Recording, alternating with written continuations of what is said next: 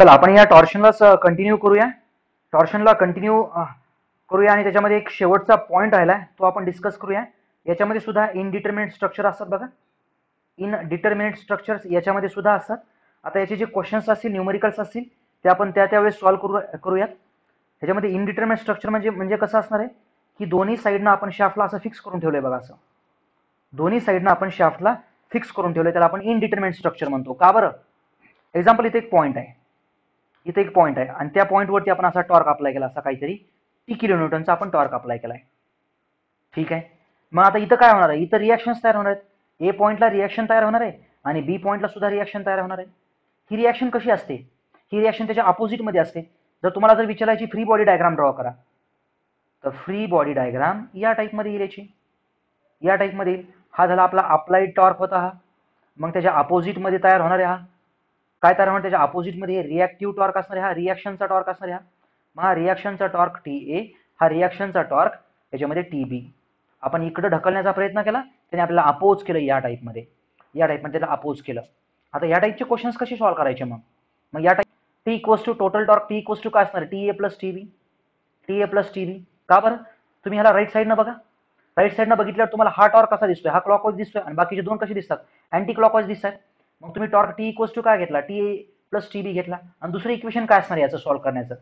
याचं सॉल्व्ह करण्याचं दुसरं इक्वेशन काय असणार आहे? तर कम्पॅटिबिलिटी कंडिशन इथं असते बघा. Compatibility condition.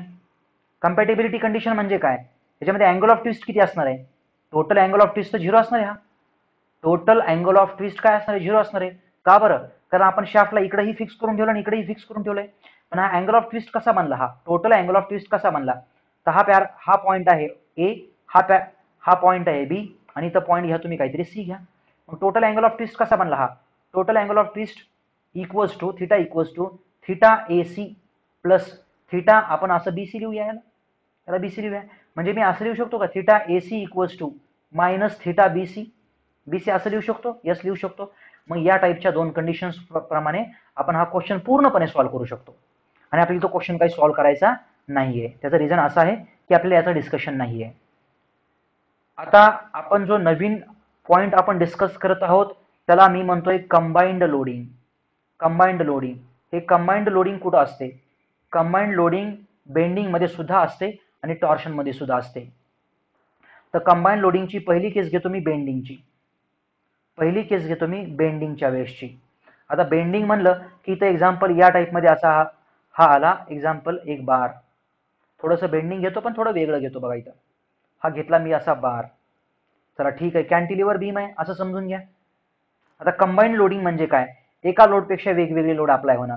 एक्झाम्पल एका ठिकाणी बेंडिंग मोमेंट ही अप्लाय होते, ऍक्सियल लोड ही अप्लाय होतोय. और नाहीतर काय असू शकतं? त्याच पॉईंटला एका ठिकाणी मोमेंट ही अप्लाय होते आणि दुसऱ्या ठिकाणी हे टॉर्क सुद्धा अप्लाय होते. ही दुसरी केस. नाहीतर मग तिसरी केस काय होऊ शकते?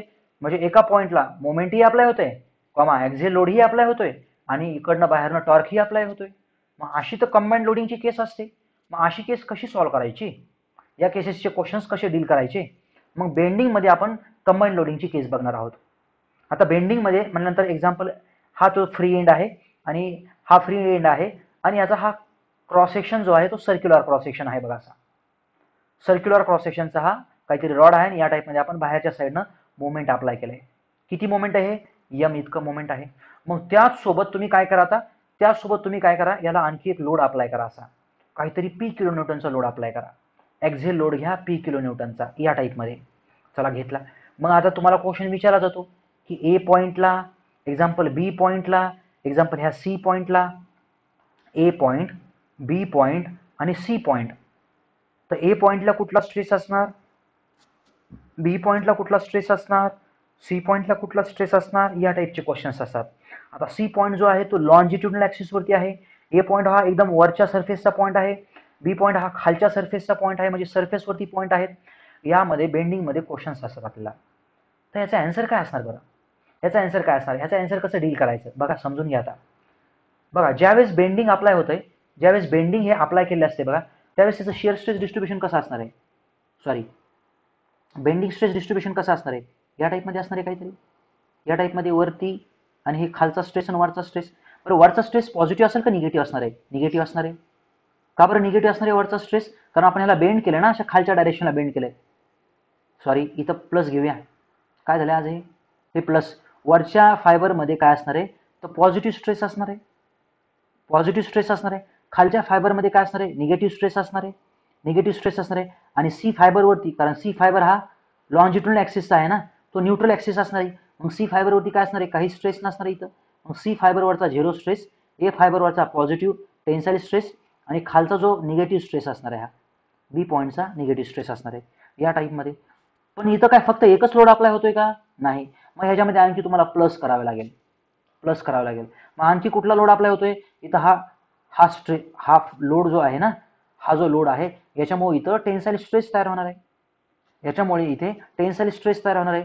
मग टेन्साइल स्ट्रेसची डायरेक्शन आपण कुठली तरी एक कन्सिडर करूया. एक्झाम्पल मी अशी डायरेक्शन कन्सिडर करतो टेन्साइल स्ट्रेसची. बघा इकडे जर आता मी पॉझिटिव्ह कन्सिडर केली तर इकडे टेन्साइल स्ट्रेसमध्ये असा पॉझिटिव्ह कन्सिडर करतो. इकडं असा मी पॉझिटिव्ह टेन्साइल स्ट्रेस कन्सिडर करतो या टाईपमध्ये पॉझिटिव्ह टेन्साइल स्ट्रेस कन्सिडर करतो. म्हणजे बी पॉईंटलाही टेन्साइल स्ट्रेस तेवढाच, सी पॉईंटलाही तेवढाच आणि ए पॉईंटलाही तेवढाच टेन्साइल स्ट्रेस. आता याचा आन्सर काय असणार आहे, क्वेश्चन नंबर 1, क्वेश्चन ए पॉईंटला कुठला स्ट्रेस असणार आहे, ए पॉईंटला स्ट्रेस कुठला असणार आहे, the stress at the point A is nothing but the bending स्ट्रेसचाही इफेक्ट असणार आहे आणि इथं ॲक्झियल स्ट्रेसचाही इफेक्ट असणार आहे. मग इथं प्लस होईल का मायनस होईल, प्लस होईल. का बरं प्लस होईल, हा जो वरचा फायबर आहे, वरच्या फायबरमध्ये बेंडिंगमुळे टेन्शन आलं बघा, आणि त्याच टाईपमध्ये बेंडिंगमुळे तर टेन्शन आलं आणि त्याच टाईपमध्ये हे ॲक्झियल लोडमुळे सुद्धा इथं टेन्शन आलेलं आहे. ॲक्झियल लोडमुळे सुद्धा टेन्शन आलं आहे. म्हणून हे दोन्ही स्ट्रेस पॉझिटिव्ह असणार आहे. हा सुद्धा पॉझिटिव्ह आणि हा सुद्धा पॉझिटिव्ह. म्हणजे ए पॉईंटचा स्ट्रेस किती असणार आहे, ए पॉईंटचा स्ट्रेस किती असणार आहे, सिग्मा बी प्लस सिग्मा ए, जे की ऑलरेडी लिहिलंय मी वरती, ऑलरेडी लिहिलंय. टेन्साइल स्ट्रेस असणार आहे, एक तर आन्सर समजला आपला, टेन्साइल स्ट्रेस असणार आहे. मग सिग्मा बी प्लस सिग्मा ए. आता सिग्मा बी काय असतोय, बेंडिंग स्ट्रेसचा फॉर्म्युला काय आपल्याला माहिती आहे. बेंडिंग स्ट्रेस इक्वल्स टू काय लिहिलं होतं आपण, एम बाय झेड लिहिलं होतं बघा. हे एम बाय झेडच लिहिलं होतं ना, yes, M by Z, M upon हे झेड आणि प्लस हा ॲक्झियल लोड म्हणजे काय असतोय, ॲक्झियल लोड म्हणजे लोड अपॉन एरिया, म्हणजे या टाईपमध्ये आला आपल्याला ए पॉईंटचा स्ट्रेस आला, ठीक आहे. आता दुसरा पॉईंट घेऊया आपण, बी पॉईंट घेऊया. याच्यामध्ये बी पॉईंटला काय असणार आहे, जर बी पॉईंटला बघितली तर व्यवस्थित काळजीपूर्वक जर बघितलं तर ह्या बेंडिंगमुळे काय होणार आहे, बेंडिंगमुळे ह्या बी पॉईंटला काय असणार आहे, निगेटिव्ह स्ट्रेस असणार आहे. नाहीतर इथं बघून घ्या, निगेटिव्ह स्ट्रेस आहे आणि इकडे काय आहे, पॉझिटिव्ह स्ट्रेस आहे. मग निगेटिव्ह आणि पॉझिटिव्ह, मग total stress at point B equals to कुठला जास्त आहे माहीत नाही आता बरं का. हे सुद्धा यामध्ये बेंडिंग स्ट्रेस जास्त आहे का ॲक्झियल स्ट्रेस जास्त आहे माहीत नाही. मी काय घेतो, ॲक्झियल स्ट्रेस जास्त आहे असं मानतो मी.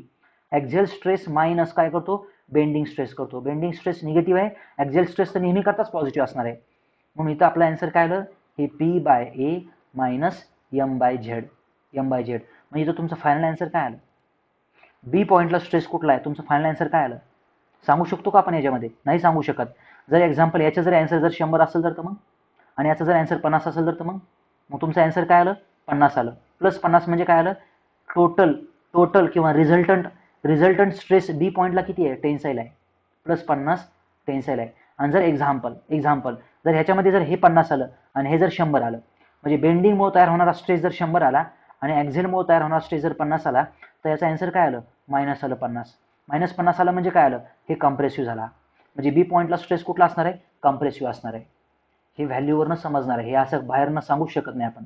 आणि जर अशी पण केस असू शकते की बी पॉईंटला ॲक्झिल लोड किती आहे, 50 आहे, आणि त्या ठिकाणी बेंडिंगमुळं येणारा स्ट्रेस किती आहे, तो सुद्धा 50 आहे. ॲक्झिल लोडमुळं ॲक्झिल स्ट्रेस आणि बेंडिंगमुळं बेंडिंग स्ट्रेस दोन्ही सारखेच आहेत, इथं आला 0 स्ट्रेस. म्हणजे असं सुद्धा पॉसिबल आहे. मग फायनल बेंडिंग मोमेंटची डायग्राम कशी पॉसिबल आहे बघा. फायनल बेंडिंग मोमेंटची डायग्राम कशी पॉसिबल आहे, जर के जर अशी असेल तर वरती तर बेंडिंग तर ॲडच होणार आहे बघा. इथं तुम्ही काही व्हॅल्यू घ्या, इथं तुम्ही 10 घ्या, इथं 20 घ्या, इथं 20 घ्या. हे बघा याच्यामध्ये हे M by Z plus P by A याच्यामध्ये तुम्ही काही घ्या, इथं 10 + 10 घ्या, इथं प्लसच असणार आहे नेहमी. इथं हे 0 + 10 घ्या तरी प्लसच येणार आहे. इथं काही झालं तर प्लसच आन्सर येणार आहे, काही झालं तर प्लसच आन्सर येणार आहे. म्हणजे जे बेंडिंग स्ट्रेस डिस्ट्रीब्युशन असणार आहे तो वरची लेंथ वाढणार आहे बघा, वरची लेंथ वाढणार आहे या टाईपमध्ये. मग व्हॉट अबाउट दिस वन, यामध्ये काय होणार आहे आता, यावरती काय होणार आहे तर वेगवेगळ्या केसेस इथं जनरेट होत असतात बघा. एक केस मी अशी घेतो, ही केस कुठली आहे, ही केस कुठली आहे की यामध्ये काय झाले, हा बेंडिंगचा स्ट्रेस आणि हा ॲक्झियल स्ट्रेस, आणि इथं काय, ह्या बेंडिंगचा स्ट्रेस आणि ॲक्झियल स्ट्रेस दोन्ही सेम असल्यामुळं हे असं झालं. कारण हे सेम म्हणजे एक मायनस असतो आणि एक हा असा असतो, त्यामुळे हे असं झालं. आता हे समजणं थोडंसं मुश्किल आहे, पण तुम्ही समजून घ्या इथं. नाही तर दुसरी केस काय असू शकते, दुसऱ्या केसमध्ये काय असू शकते, एक्झाम्पल ह्या केससाठी मी डायग्राम ड्रॉ केली आहे. कुठं गेली ही केस आता पळून, इकडे. मी ह्या केससाठी डायग्राम ड्रॉ केली होती, ह्या केससाठी डायग्राम मी ड्रॉ केली होती आणि त्यावेळेस मी असं सांगितलं होतं तुम्हाला. चला पुढे, आता पुढचा पॅरामीटर सांगतो मी आता तुम्हाला इथं. याच्यामध्ये नाही तर मग याचं बेंडिंग स्ट्रेस डिस्ट्रीब्युशन असं सुद्धा येईल बघा. हा तर नेहमीच पुढे असणार आहे, हा तर नेहमीच पुढे असणार आहे, मग असं पण तयार होऊ शकतं, असं या टाईपमध्ये. म्हणजे कसं, ह्या ज्यावेळेस हे कॉम्प्रेसिव्ह असणार आहे, ज्यावेळेस त्यांचा रिझल्टंट हा कॉम्प्रेसिव्ह असणार आहे, म्हणजे कसा याच्यामध्ये जो बेंडिंग स्ट्रेस आहे तो थोडासा जास्त आहे ह्या ॲक्झियल स्ट्रेसपेक्षा या टाईपमध्ये. हे असं असणार आहे, हे असं असणार आहे. कधी ध्यान ठेवा, खालच्या साईडला निगेटिव्ह असते. नाही तर मग थर्ड केस काय असते, थर्ड केसमध्ये हा पुढे जाणार आहे, हा पुढे जाणार आहे, आणि नंतर मग काय होणार आहे की याच्यामध्ये ह्या ॲक्झियल जास्त असणार आहे ह्या बेंडिंगपेक्षा. मग त्यामध्ये या टाईपमध्ये स्ट्रेस डिस्ट्रीब्युशन येणार आहे तुमचा. कारण रिझल्टंट तुमचा काय आहे, हा टेन्साईल आहे, म्हणजे खाली सुद्धा रिझल्टंट तुमचा टेन्साईल आहे. बी पॉईंटला सुद्धा रिझल्टंट तुमचा टेन्साईल आहे, म्हणून हे असं येऊन जातं. चला, ह्याविषयी खूप सगळं डिटेलमध्ये डिस्कशन केलं आपण हे, आणि तुम्हाला समजणं अपेक्षित आहे याच्यामध्ये. चला पुढचे पॅरामीटर्स. चला, याच्यामध्ये आपल्याला एक महत्त्वाची केस डिस्कस करायची होती. खरं तर आपला वरचा हा महत्त्वाचा डिस्कशनचा पॉईंट नव्हता. ज्यावेळेस एखादा बीम या टाईपमध्ये, कॅन्टिलिव्हर बीमच घ्या ॲज युज्युअल, हा कॅन्टिलिव्हर बीम या टाईपमध्ये, आणि ह्या कॅन्टिलिव्हर बीमवरती कंबाईन लोडिंगची केस आहे. कंबाईन लोडिंग म्हणल्यानंतर एका साईडनं मोमेंट सुद्धा अप्लाय होते, हे एम किलो न्यूटन, आणि दुसऱ्या साईडनं जर बघितलं आपण तर असं ट्विस्टिंग मोमेंट सुद्धा अप्लाय होतं, हे टी किलो न्यूटन मीटर या टाईपमध्ये. दोन्ही किलो न्यूटन मीटरमध्येच असतात, नाही तरी माहिती आपल्याला हे या टाईपमध्ये. आणि तसंच खाली सुद्धा एम किलो न्यूटन मीटर. आता याच्यामध्ये क्वेश्चन आपला असा आहे की ए पॉईंटचा स्ट्रेस कुठला असणार आहे, हा बी पॉईंटचा स्ट्रेस कुठला असणार आहे, इथला खालचा बी पॉईंट, वरचा ए पॉईंट, आणि यामध्ये हा सी पॉईंट. हा सी पॉईंट कुठं आहे, बरोबर हा बरोबर लॉन्जिट्यूडल ॲक्सिसवरती आहे, न्यूट्रल ॲक्सिसवरती आहे. मग ह्याच्या स्ट्रेस विषयीचं आपल्याला विश्लेषण थोडंसं डिटेलमध्ये करायचं आहे. तर याच्यामध्ये क्वेश्चन्स काय, आपले क्वेश्चन्स असे आहेत की ही कंबाईंड लोडिंगची केस आहे बघा. टॉर्क ही अप्लाय होते आणि मोमेंट ही अप्लाय होते. मग अशा केसमध्ये आपला क्वेश्चन असा विचारला जातो की क्वेश्चन्स विषयी आपण डिस्कस करूया खाली, पण बेंडिंग स्ट्रेस किती असतो, बेंडिंग स्ट्रेस किती असतो, M/Z असतो हा. मग इथं हे एम ॲज इट इज इथं लिहितोय मी, ह्याला एमला ॲज इट इज इथं लिहितोय मी. हे झेड किती असतं, मग ह्या केसेसमध्ये झेड किती असतं. आता M/Z मध्ये हे झेड किती असतं, तर याच्यामध्ये आपण लिहितो हे M/Z म्हणल्यानंतर काय आलं, हे π/32 आलं हे, आणि इथं काय असतो, D⁴ नसतो, इथं D³ असतो बघा हा. कारण झेड म्हणल्यानंतर काय असतं, हे I/Y असतं बघा, Y मॅक्स असतं, आणि Y मध्ये काय असतं, हे D/2 असतं, म्हणून असं आलं आपलं. म्हणजे आपलं फायनल आन्सर किती आलं, हे 32M/πd³ इतकं आलं. चला पॉईंट नंबर 1.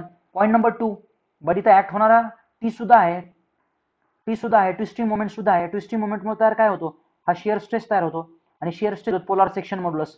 मग झेडपी काय असणार याच्यामध्ये झेडपी असतो हा π/16 इथं D³ इथं ही आला. मग त्याच टाईपमध्ये हा फॉर्म्युला तयार झाला, 16T/πd³, 16T/πd³ झालं, आणि इकडे 32M/πd³ झालं. कंबाईन लोडिंगसाठी जर आपल्याला स्टेट ऑफ स्ट्रेस जर ड्रॉ करायचे असेल तर हा एक नवीन पॉईंट आहे तुमच्यासाठी, स्टेट ऑफ स्ट्रेस त्याला आपण म्हणतो, जो की आपण प्रिन्सिपल स्ट्रेस स्ट्रेन मध्ये सांगणार आहे. स्टेट ऑफ स्ट्रेस म्हणजे काय, ए पॉईंटचा स्ट्रेसची कंडिशन काय असणार आहे, बी पॉईंटची स्टेट ऑफ स्ट्रेस काय असणार आहे, या टाईपमध्ये त्याला आपण स्टेट ऑफ स्ट्रेस म्हणूया. या टाईपमध्ये एक्झाम्पल हा ए पॉईंट आहे आणि एक्झाम्पल हा बी पॉईंट आहे.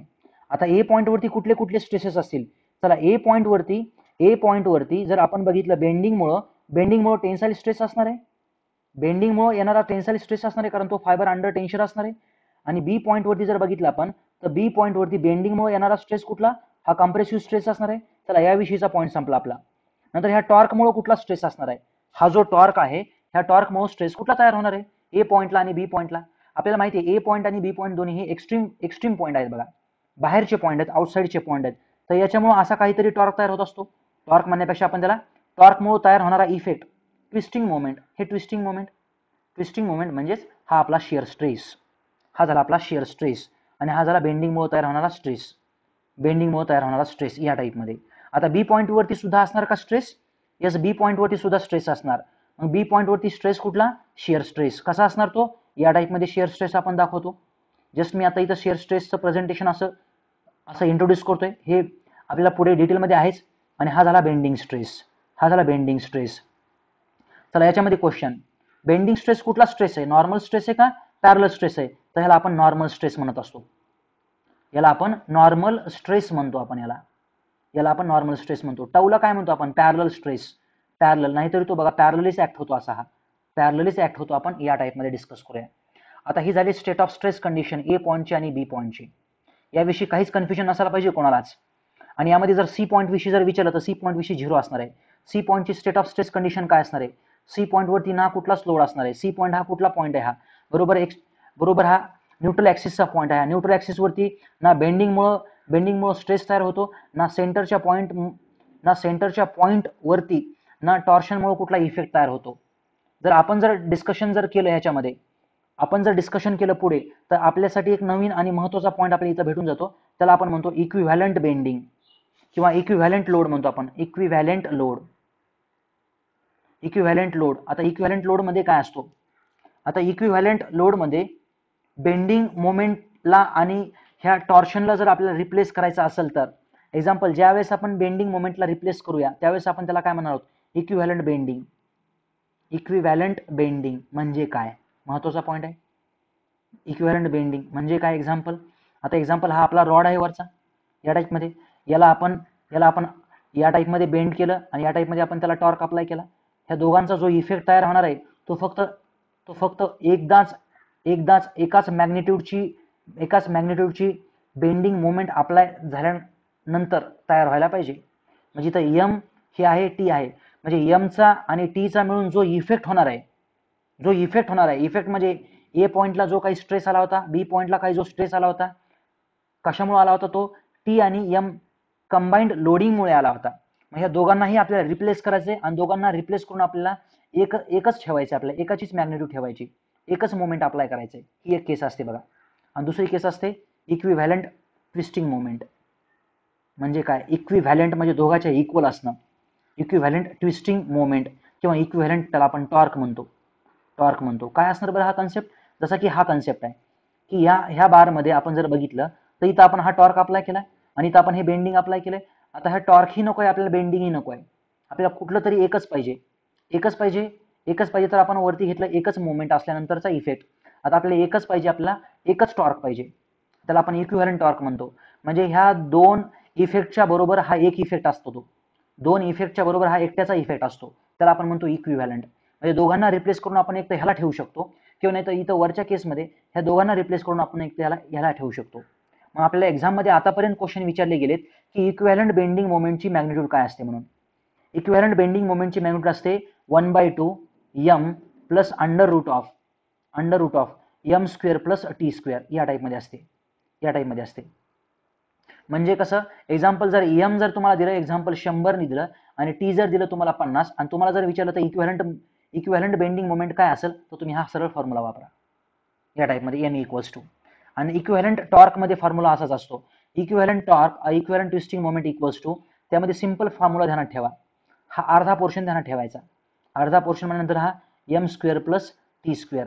बस ह्या दोघांना आपण रिप्लेस करू शकतो यानं. इतकी मॅग्निट्यूड असेल. एक्झाम्पल एम आपला 100 असेल आणि टी जर आपला 50 असेल. जर तुम्हाला विचारलं तर इक्विव्हॅलंट टॉर्क किती, तर अंडर रूट घ्या आणि त्याचा स्क्वेअर घ्या. बस यामध्ये हा पॉईंट इथं आपला फुल्ली सॅटिस्फाय होतोय. याच्यामध्ये कुठलेच पॉईंट्स तुमच्यासाठी डाऊट म्हणून बनायला नाही पाहिजेत. सो धन्यवाद विद्यार्थी मित्रांनो.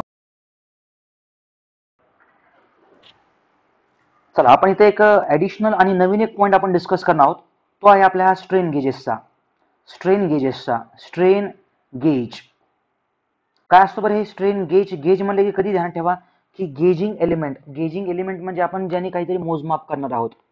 कशाचं मोजमाप करणार आहोत? इथं स्ट्रेनचं मोजमाप करणार आहोत. आपल्याला माहिती स्ट्रेन हा तसं तर हा अगोदरचाच पॉईंट आहे, बट हा एक ॲडिशनली पॉईंट, काही क्वेश्चन्स याच्यावरतीही विचारले जातात म्हणून हा पॉईंट आपण शेवटी घेऊया. आता ह्याला स्ट्रेन गेजेस म्हणजेच काय? आता खरं तर ही स्ट्रेनची अरेंजमेंट असते बघा. स्ट्रेन गेजेसच्या अरेंजमेंटला काय म्हणतो आपण? स्ट्रेन गेजेसच्या अरेंजमेंटला आपण म्हणतो स्ट्रेन रॉजेट्स. स्ट्रेन रॉजेट्स या टाईपमध्ये. बरं, स्ट्रेन रॉजेट्स म्हणजे काय असते? ही स्ट्रेन गेजेसची अरेंजमेंट असते. कशासाठी असते? की त्यामध्ये लिनियर स्ट्रेन मोजला जातो बघा. 3 डायरेक्शनमध्ये लिनियर स्ट्रेन मोजण्याची ही सिस्टम असते बघा. Linear strain. ध्यानात ठेवा, क्वेश्चन इथं विचारला गेलेला आहे. लिनियर स्ट्रेन विषयीचा क्वेश्चन विचारला आहे आणि आपल्या प्रॅक्टिस क्वेश्चन सेटमध्ये सुद्धा हा असणार आहे हा. चला, पॉईंट नंबर 1, त्याला आपण काय म्हणलं? स्ट्रेन रॉजेट्स म्हणलं, स्ट्रेन गेजेसच्या अरेंजमेंटला. मग अशा कुठल्या कुठल्या टाईपच्या अरेंजमेंट्स असतात? तर 3 टाईपच्या अरेंजमेंट असतात बघा. त्यामध्ये पहिली आहे रेक्टेंग्युलर रॉजेट्स. या टाईपमध्ये इथं लिहितोय रॉजेट्स. चला, दुसरी जी अरेंजमेंट असते त्याला आपण म्हणतो डेल्टा. डेल्टा नावाची सुद्धा अरेंजमेंट असते, त्याला आपण म्हणतो डेल्टा रॉजेट्स. या टाईपमध्ये इथे लिहितोय रॉजेट्स. आणि थर्ड जी अरेंजमेंट असते त्यामध्ये असते स्टार रॉजेट्स. स्टार रॉजेट्स. मग क्वेश्चन काय बनतो की रेक्टेंग्युलर रॉजेट्समध्ये स्ट्रेन गेजेसमध्ये अँगल किती असतोय? आता ह्याच्यामध्ये रेक्टेंग्युलर सिस्टममध्ये 2 स्ट्रेन गेजेसमधला अँगल हा 90 डिग्रीचा असतो बघा. 2 स्ट्रेन गेजेसमधला, आणि हा मधला तिसरा स्ट्रेन गेज. या टाईपमध्ये असते रेक्टेंग्युलर. म्हणजे एकमेकांपासून अँगल किती आला? एकमेकांपासून अँगल किती आला? हा सारखाच अँगल आला इकडनं आणि इकडनं. पण कंपल्सरी ध्यानात ठेवा की 2 स्ट्रेन गेजेसमध्ये त्याच्यामध्ये हा एक इथं स्ट्रेन गेज आहे. स्ट्रेन गेज म्हणजे काय? स्ट्रेन मोजण्यासाठीचा हा डिव्हाइस आहे बघा. आता एक तुम्हाला एक एक्झाम्पल सांगतो. एक्झाम्पल असा एक लंबा ब्रिज आहे, पाण्यामधला ब्रिज आहे, खूप लंबा ब्रिज आहे. एक्झाम्पल असे त्याचे सपोर्ट्स. इथं पाणी आहे सगळं. आता आपण खालच्या साईडनं काय बसवत असतो? इथं स्ट्रेन गेजेस बसवतो बघा. म्हणजे आपण कालांतराने ह्याची चेकिंग करत असतो की ह्याचं डिफ्लेक्शन जे आहे विदिन लिमिट आहे का? आपल्या विदिन लिमिट आहे का? ह्या पर्टिक्युलर ब्रिजचं जे रिफ्लेक्शन आहे विदिन लिमिट आहे का? जर आपल्या लिमिटपेक्षा जर बाहेर चाललं डिफ्लेक्शन याचं, मग तिथं बॅन ठेवावं लागेल आपल्याला. त्या पर्टिक्युलर ब्रिजला आपल्याला वापरण्यास बंदी घालावी लागणार आहे. मग या टाईपचे स्ट्रेन रॉजेट्स खरं तर बघितलं तर बऱ्याचशा ॲप्लिकेशन्समध्ये आहेत, आणि त्यांचा मेन पर्पज काय? स्ट्रेन मोजणं, लिनियर स्ट्रेन मोजणं, जेणेकरून आपल्याला सेफ्टी बाळगता येईल. त्यामुळं एखादं स्ट्रक्चर जर फेल होण्याच्या अगोदर आपल्याला समजेल की हां त्याच्यामध्ये इतका स्ट्रेन आला होता, म्हणजे आपल्याला त्याला फेल होण्यापासून आपण वाचू शकतो त्याला या केसमध्ये. मग काय? If all the 3 strain gauges are at a equal angle from each other, then it is called as the delta arrangement. It is called as the delta arrangement. कुठं इथे? हे इथं आहे. बोलूया आपण कसं आता या केसमध्ये. All the strain gauges are placed at the equal angle म्हटल्यानंतर इथं एक स्ट्रेन गेज बसवला आपण, इथं एक स्ट्रेन गेज बसवला आणि इथं एक स्ट्रेन गेज बसवला. बघा, हा स्ट्रेन गेज नंबर 1 काहीतरी आपल्याला सिग्मा 1 एप्सिलॉन 1 ची व्हॅल्यू देईल, एप्सिलॉन 2 ची व्हॅल्यू देईल, एप्सिलॉन 3 ची व्हॅल्यू देईल. इथंही तसंच होतं. Epsilon 1, epsilon 2, epsilon 3. काय ते epsilon? Linear strain measuring devices असं म्हणूया आपण त्याला. चला, डेल्टाचं समजले आपल्याला. डेल्टामध्ये फक्त अँगल ध्यानात ठेवा. आता हा अँगल किती असणार आहे? डेल्टामधला जो अँगल असतो तो असतो 60 डिग्रीचा. इथं अँगल किती सांगितलाय मी तुम्हाला? 2 स्ट्रेन गेजेसमधला कुठलाही 2 स्ट्रेन गेजेसमधला अँगल ध्यानात ठेवा, तो असतो 90 डिग्रीचा. मग याची डेफिनेशन सांगायची म्हणलं तर if the 3 strain gauges two of them are compulsory perpendicular to each other, त्या केसेसला आपण म्हणतो रेक्टँग्युलर. चला, शेवटचं पॉईंट बोलतो मी याच्यामध्ये. शेवटच्या पॉईंटमध्ये ही स्पेशल केस आहे. तिन्ही स्ट्रेन गेजेस इक्वल अँगलला या टाईपमध्ये असतात. ते कुठली अरेंजमेंट असते? स्टार टाईपमध्ये असतात. इक्वल अँगल म्हणजे किती असतो ह्यांचा इक्वल अँगल? ह्यांचा इक्वल अँगल हा इथं 60 डिग्री नसतो, ह्यांचा 120 डिग्रीचा अँगल असतो. 120 डिग्रीचा अँगल असतो. मग इथं एप्सिलॉन 1 मोजणारा स्ट्रेन गेज, इथं एप्सिलॉन 2 मोजणारा स्ट्रेन गेज, इथं एप्सिलॉन 3 मोजणारा स्ट्रेन गेज. या टाईपमध्ये एक इलेक्ट्रिकल डिव्हाइस आहे, आणि त्याच्यामध्ये तुम्हाला जर पुढे सांगायचं असेल तर पण गरज नाही आहे. पिझोमेट्रिक सेन्सर, मग त्यामुळे डिफ्लेक्शन मोजलं जातं आणि त्यानुसार स्ट्रेन मोजले जातात. सो या टाईपमध्ये आपण स्ट्रेन गेजचा कन्सेप्ट बघितला, आणि पुढचे पॉईंट्स आपण नंतर बघणार आहोत. पुढच्या टॉपिकचे पॉईंट्स आपण नंतर बघणार आहोत. सो धन्यवाद विद्यार्थी मित्रांनो.